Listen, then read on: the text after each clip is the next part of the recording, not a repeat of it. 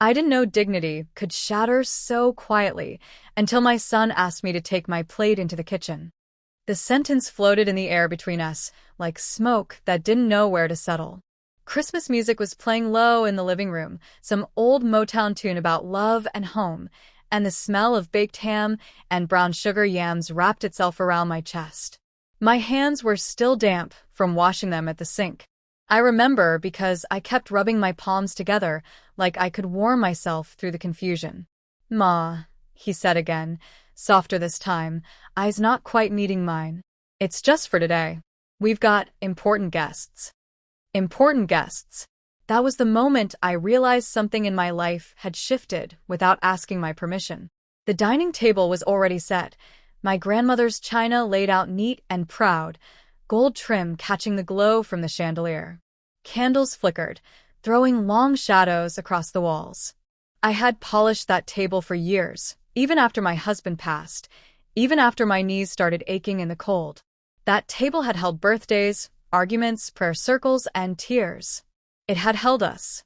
Now my son stood between me and it, his shoulders tense, his voice careful, like he was trying not to break something fragile. Like I was the fragile thing. His wife, Lillian, sat at the head of the table in a cream-colored sweater dress, legs crossed, smile practiced. She didn't look up when he spoke to me. She was too busy adjusting the napkins, making sure everything looked just right. Her nails were done in a soft neutral shade, subtle, tasteful, expensive. I felt small. Smaller than I had felt in years. I wanted to say something sharp. I wanted to remind him whose house this was. I wanted to ask him when exactly I stopped being important. But the words stayed locked behind my teeth, heavy with disappointment. I nodded instead, because that's what mothers like me have been taught to do, swallow hurt to keep the peace. "I'll be fine," I said, forcing my voice steady. "Kitchen's close enough." He smiled with relief, like I'd just handed him a gift instead of my pride. I carried my plate away while laughter bubbled up behind me, bright and careless. The kitchen light hummed overhead, harsh and unforgiving. I sat at the small breakfast table by the window, the one with the loose leg that wobbled if you leaned too hard. Outside, the snow fell gentle and clean, covering the world in something new. Inside, I felt old. That was the Christmas my son asked me to sit in the kitchen. Before that day, my life had been simple. Not easy, but simple in the way that comes from knowing who you are and where you belong. I'm a Black woman born and raised on the south side of Chicago, the kind of neighborhood where everybody knows your business before you finish telling it. I worked 32 years as a nurse's aide at Mercy General, pulling double shifts, lifting patients twice my size, coming home with sore feet and a full heart. I raised my son, Marcus, mostly on my own after his father died when Marcus was 10. Heart attack, sudden and cruel. We didn't have much, but we had routines. Sunday dinners, grace before every meal, church on Christmas Eve, even when the snow came down heavy. I taught Marcus to say yes ma'am and no sir, to hold doors open, to look people in the eye. I taught him that education was a ladder and humility was the ground beneath it. When he got accepted into college, full scholarship no less, I cried so hard I had to sit down on the kitchen floor. That same kitchen where I would later eat my Christmas dinner alone. Funny how life circles back on itself like that. Marcus changed after college. Not all at once, just enough that I noticed but didn't want to name. He started correcting my grammar in public, laughing it off like a joke. He stopped inviting his old friends around when he came home. He dressed sharper, spoke smoother, like he was trying on a new skin. Then he met Lillian. She was polished, educated, came from money that didn't talk loud but didn't need to. Her family lived in a gated community out in the suburbs, where houses had names instead of numbers. The first time I met her, she hugged me lightly, like she wasn't sure how close was appropriate. Her smile was warm, but her eyes were always measuring. Still, I tried. Lord knows I tried. I invited them over for dinner, cooked Marcus's favorites, fried chicken just the way he liked it, greens simmered low with smoked turkey, cornbread with a hint of sugar. Lillian complimented the food, but barely touched it. Said she was watching her intake. I didn't know what that meant, but I nodded. Over time, little things began to sting.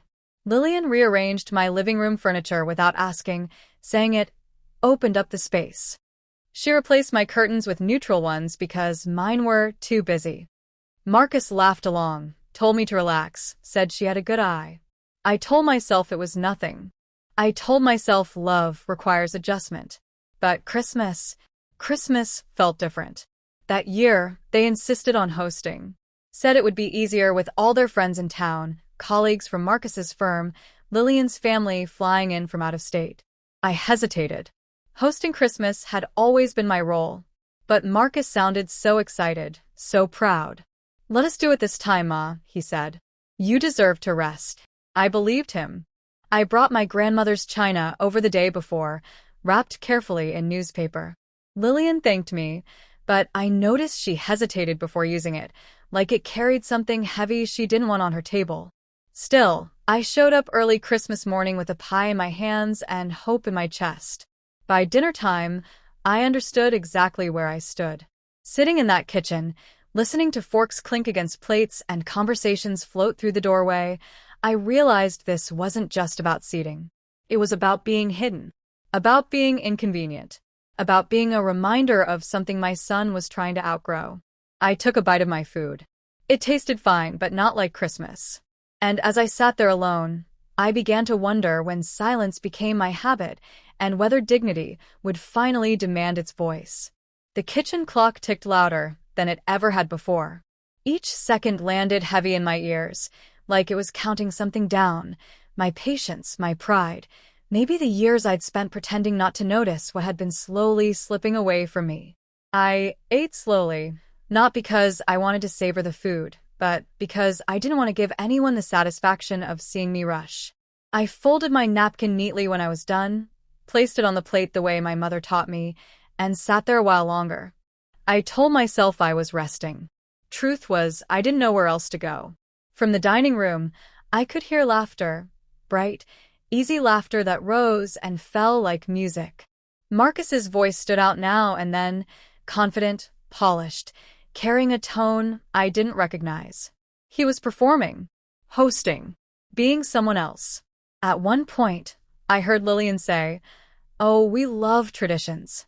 We're very intentional about the kind of environment we curate." Curate. I smiled to myself, a sad little smile. In my day, you just called it family. I gathered the dishes quietly and rinsed them at the sink. No one offered to help. No one checked on me. I wasn't angry, not yet. I was observing, watching things line up in my mind the way puzzle pieces do when you finally stop forcing them to fit a picture you prefer. Later that night, after the guests had left and the house settled into that post-holiday hush, Marcus knocked on the guest room door where I was staying. "Ma," he said gently. "You okay?" I looked at him for a long moment before answering. He stood there in his socks, sleeves rolled up, hair slightly undone. He looked like my son again. For a second, I almost reached for that familiarity. "I'm fine," I said. "Just tired." He nodded, relief washing over his face like he'd passed a test. "I know today was a lot." I waited. He didn't say anything else. "Well," I said finally, "good night." He hesitated, then leaned in to kiss my cheek. "Love you, Ma." "I love you too," I said. And I meant it. That was the problem. When I went back home 2 days later, the house felt quieter than usual. Not lonely, just reflective. I unpacked my things slowly, placing each item back where it belonged. The china went into the cabinet, the pie dish into the cupboard. I ran my hand over the dining table, still polished, still waiting. I told myself to let it go. That Marcus hadn't meant harm. That Lillian was just trying to create a certain image. That I was being sensitive. But small moments have a way of growing when you give them space.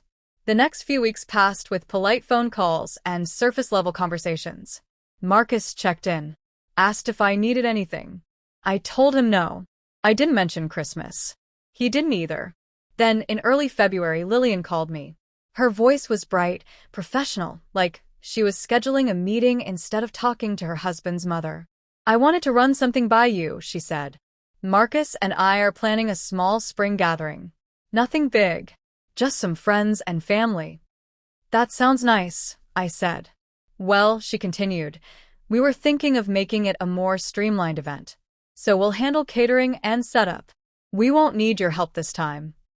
There it was again. That gentle push to the margins.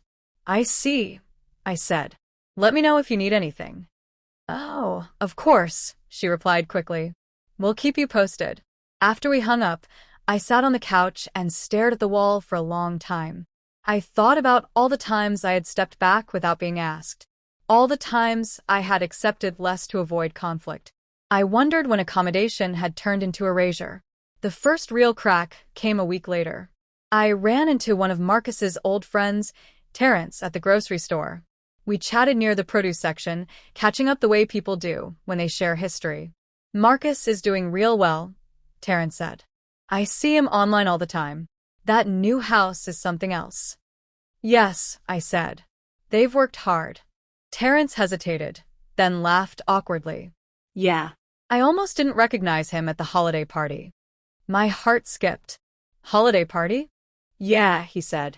The firm's Christmas dinner. Real fancy. I saw the pictures. Thought you might have been there. No, I said slowly. I wasn't. Terrence frowned. Oh. I just assumed.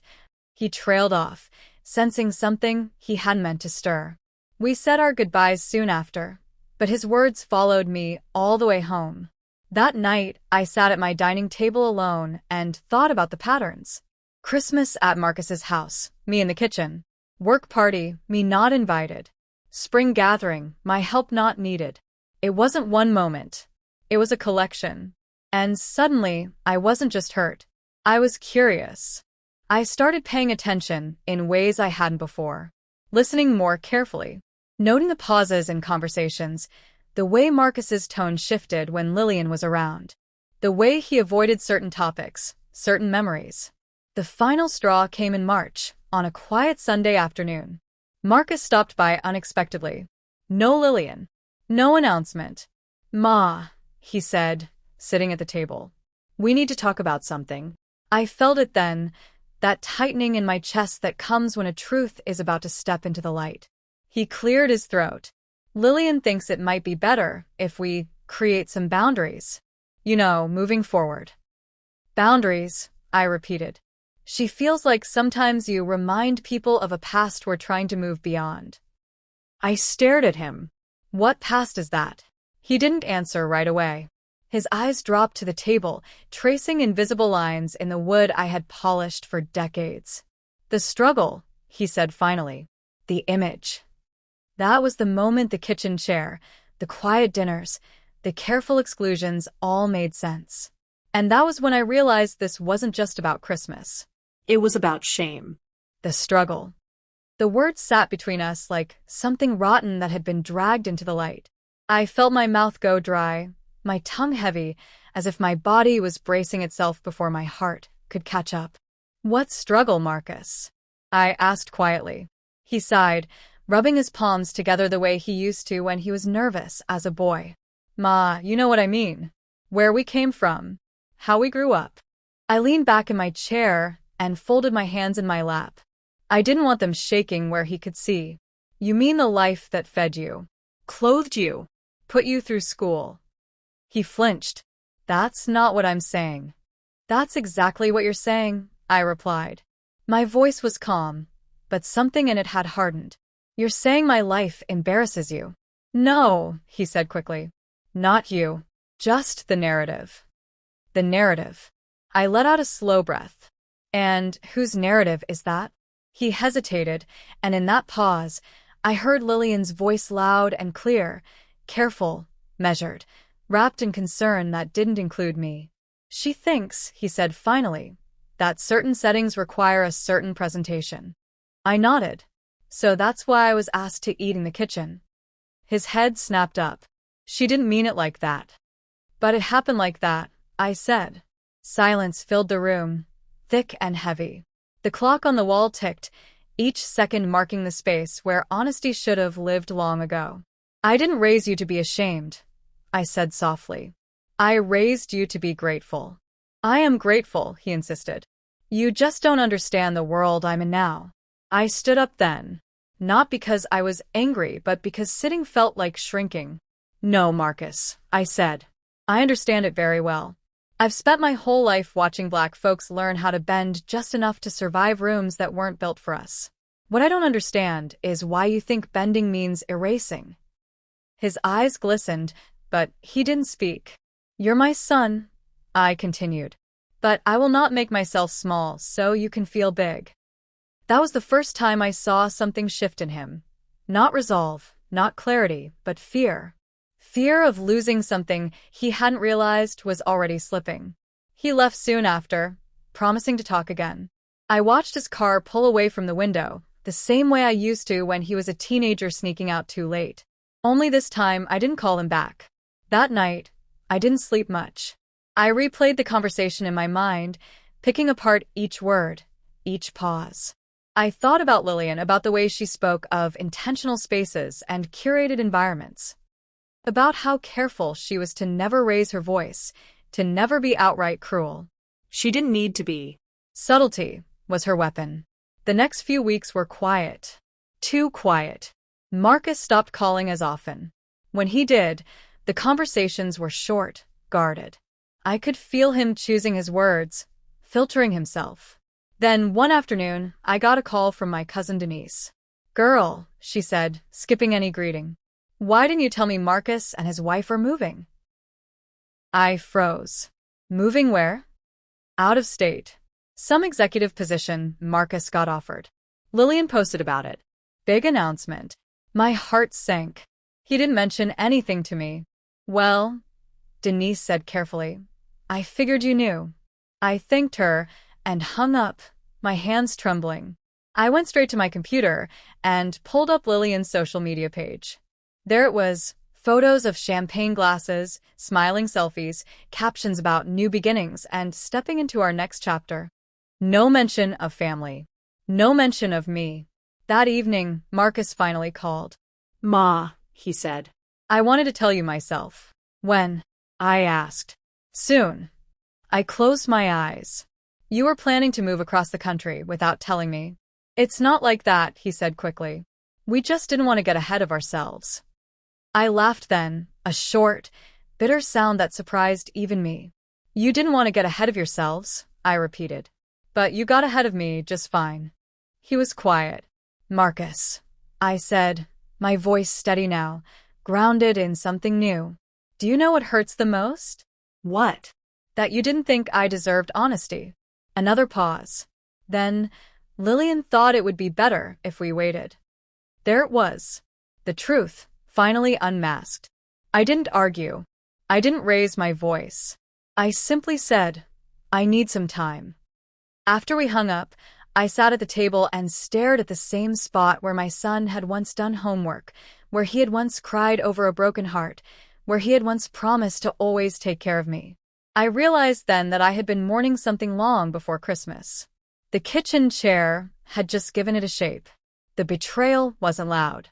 It wasn't dramatic. It was quiet, polished, wrapped in good intentions. And it cut deep. That night, I made a decision not out of spite, but out of self-respect. I would stop waiting for a seat at a table that no longer wanted me. The morning after I made that decision, I woke up with a calm I hadn't felt in months.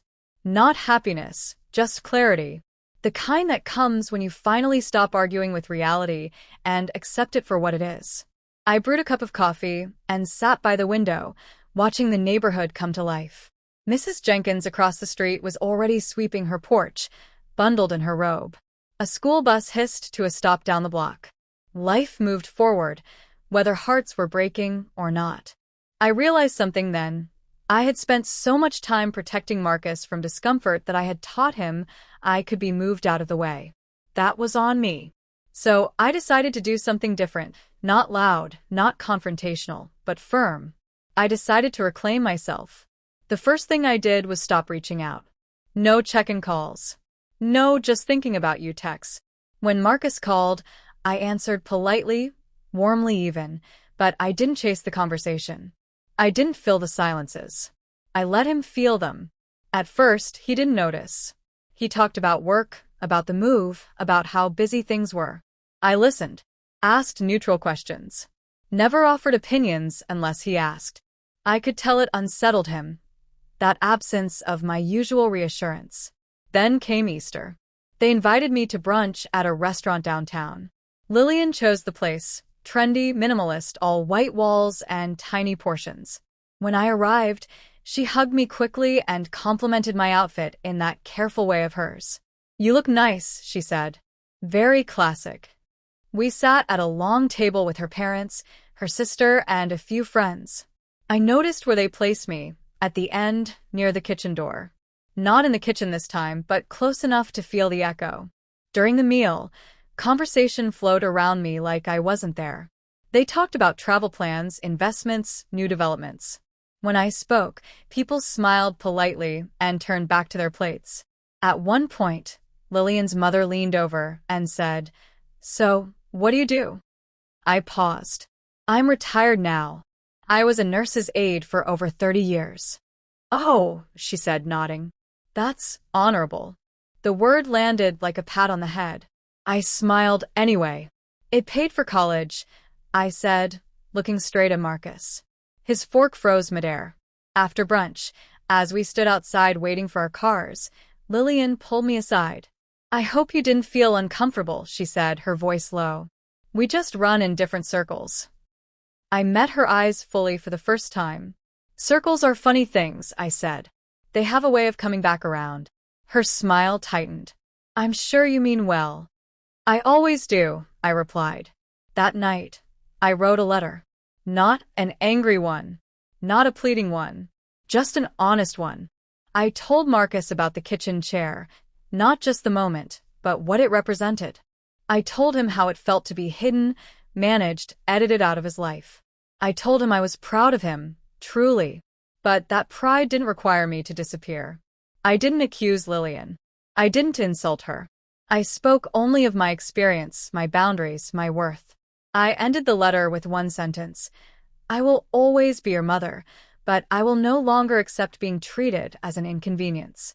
I mailed it the next morning. Weeks passed with no response.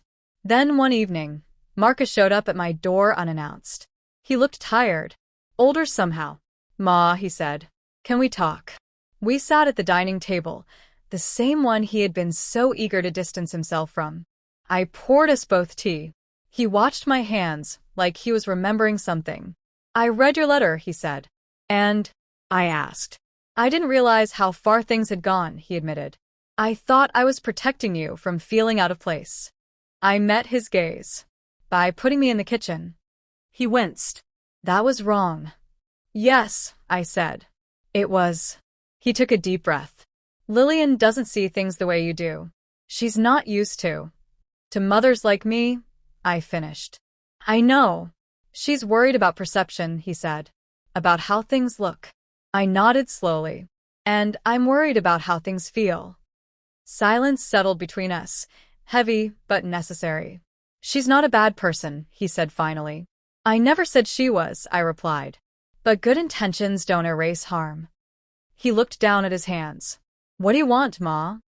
I thought about that. About all the years I had wanted his success more than my comfort. About how love had taught me to bend. "I want respect," I said simply. "Not accommodation. Not placement. Respect." He nodded, slowly. "I don't know if I can give you that the way you want." I appreciated his honesty. It hurt, but it was clean. "Then you need to be honest with yourself," I said. "About what kind of man you're choosing to be." He left not long after, quieter than when he arrived. I didn't cry when the door closed. I felt something else instead, release.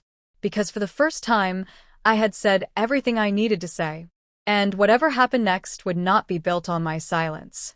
The weeks after that conversation were strange in a way I hadn't expected. Not dramatic. Not loud. Just revealing. When you stop bending, you start to see who was leaning on you. Marcus didn't call as often after that. When he did, his voice carried a careful distance, like he was measuring every word before letting it go.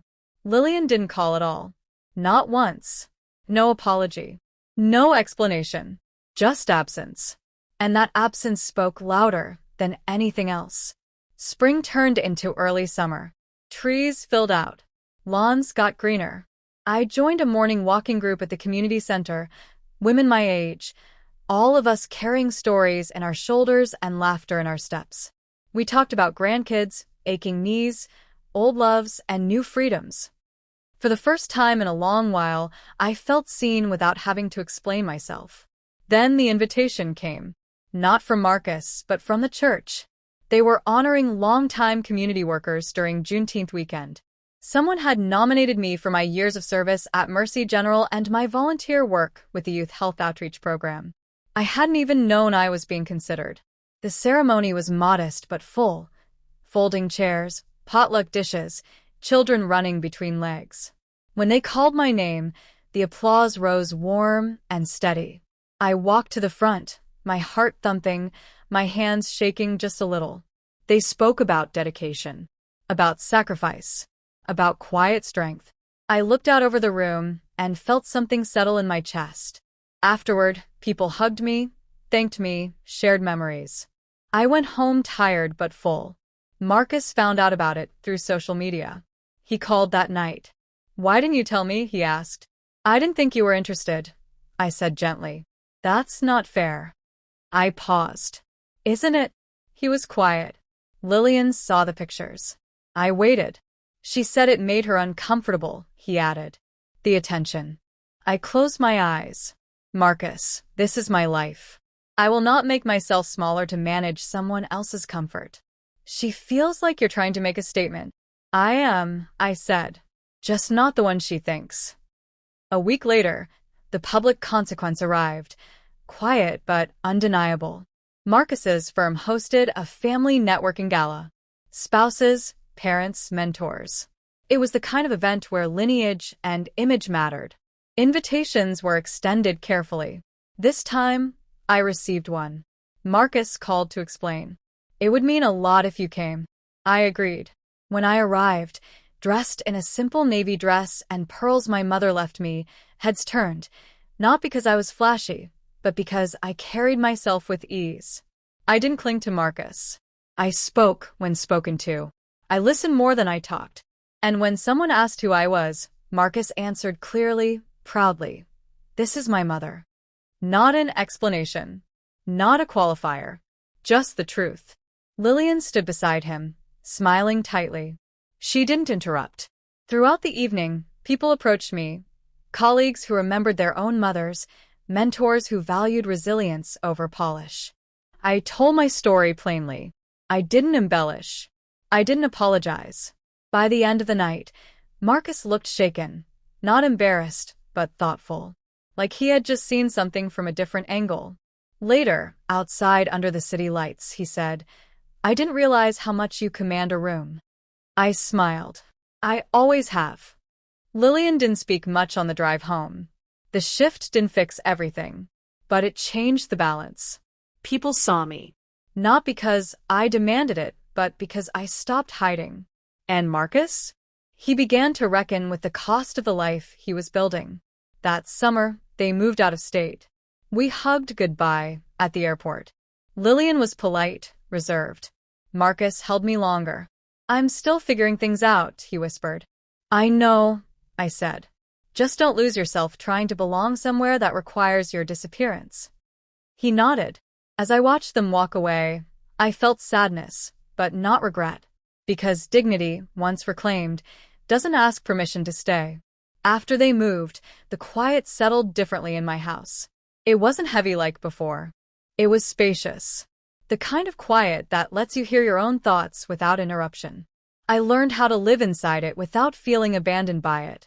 Marcus called every Sunday at first. Short calls. Careful updates. He talked about the new city, the job, the long hours. I listened. I didn't offer advice unless he asked. I didn't ask about Lillian unless he mentioned her. I had learned the difference between being available and being overextended. Over time, the calls softened. One Sunday afternoon he said, "Ma, Lillian and I have been arguing." I didn't react. I let the silence do the work. "She feels like I've changed," he continued. "That I'm less focused on appearances." And how do you feel? I asked. He sighed. Tired. I smiled sadly. That's usually the first honest answer. He laughed quietly. I didn't understand it before. How you carried so much without complaining. I complained, I said, just not out loud. There was a pause. Then he said, I'm sorry. Not a dramatic apology. Not a perfect one. But real. I should have never asked you to sit in the kitchen, he said. I should have spoken up. Yes, I replied. You should have. He didn't defend himself. He didn't explain. He let the truth stand where it was. That was enough. In the months that followed, my life filled itself in ways I hadn't expected. I started mentoring young nursing students at the community college. I planted a small garden in my backyard, tomatoes, collards, herbs. I cooked for neighbors, hosted Bible study, laughed more than I had in years. I stopped waiting to be included and started inviting myself back into my own life. Marcus visited alone in the fall. We cooked together, nothing fancy. Just chicken, rice, and greens. We ate at the dining table. No guests. No performance. Just us. I forgot how good this tastes, he said. It always tasted like this, I replied. You just forgot where it came from. He nodded, eyes lowered. Before he left, he hugged me and said, I don't want to lose you. You won't, I said. As long as you don't lose your respect for me. He understood. I don't know what the future holds for his marriage. That's not my story to tell. I know only this: love that requires silence is not love I will participate in anymore. That Christmas, I set my table again. Not because someone needed to see it, but because I deserved to sit at it. I lit candles, played old music, cooked food that smelled like memory and home. A few friends joined me. We laughed. We prayed. We ate slowly. And when I sat down, I felt whole. Not because my son finally chose me, but because I chose myself. As I sit here now, thinking back on that Christmas, the kitchen chair, the quiet humiliation, the moment I realized I had been edited out of my own life, I no longer feel anger. What I feel is understanding. Some people don't mean to hurt you. They just don't know how to honor you once your sacrifice stops being convenient. And sometimes, the deepest betrayal doesn't come from cruelty. It comes from comfort. From people choosing ease over courage. I loved my son enough to let him go when holding on meant losing myself. And that was the hardest lesson of all. Motherhood teaches you how to give, but life eventually teaches you when to stop giving pieces of yourself away for free. Dignity isn't loud. It doesn't slam doors or demand apologies. It simply stands up, quietly, and refuses to sit in the kitchen ever again. If you were in my place, if the person you raised asked you to make yourself smaller so they could feel bigger, would you have stayed silent for the sake of peace? Or would you have chosen your dignity, even if it cost you closeness? I'd really like to know. If this story touched something in you, if it reminded you of a moment you never spoke about, or a boundary you're still learning to hold, then you're not alone. This is Voice of Mrs. Addison. Here, we tell the stories many people live through but rarely say out loud. Stories about family, betrayal, strength, and the quiet power of self-respect. If you believe stories like this matter, if you believe truth deserves a voice, please subscribe, like, and share the story with someone who needs to hear it. And as always, take your seat at the table you built. You earned it.